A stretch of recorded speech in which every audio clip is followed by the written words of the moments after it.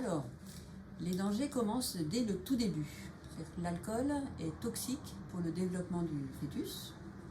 Et donc si une maman boit lorsqu'elle est enceinte, qu'elle le sache encore ou pas, ça va gêner le développement, la formation du fœtus.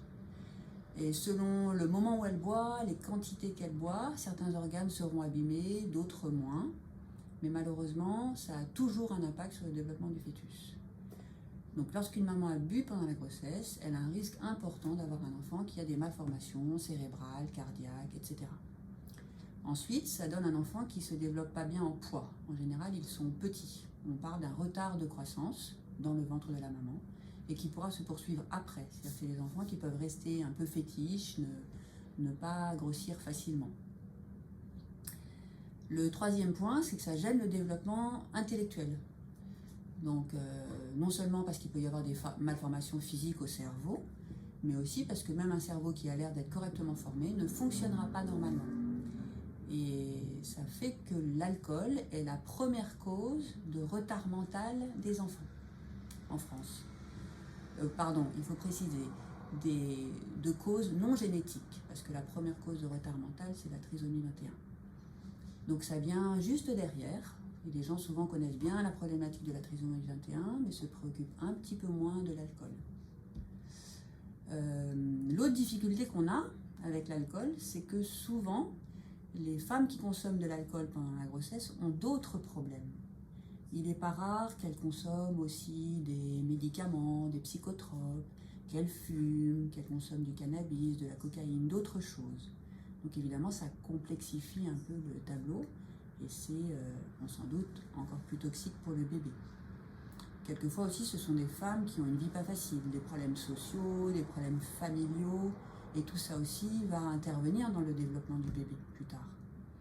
Donc il faut avoir un œil très attentif à ces femmes pour les aider pendant la grossesse, évidemment à se sevrer, mais c'est pas que ça, c'est à se prendre en charge en général, à prendre soin d'elles, prendre soin quelquefois aussi de leur environnement, quelquefois les enlever de leur environnement pendant quelques temps.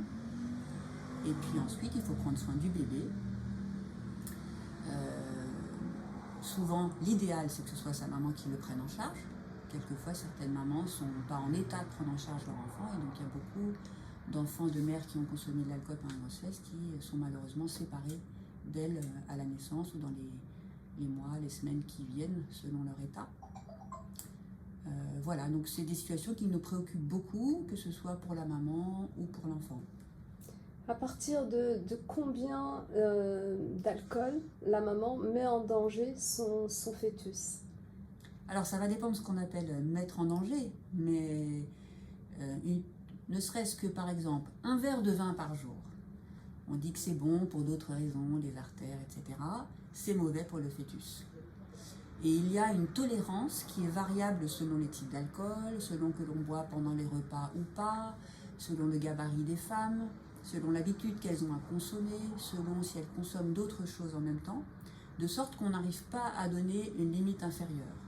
Et donc, sagement et assez réalistement, on dit qu'il faut consommer aucun alcool pendant la grossesse, depuis le premier jour jusqu'à la fin. Mais après l'accouchement, il faut prendre un peu d'alcool pour fêter ça.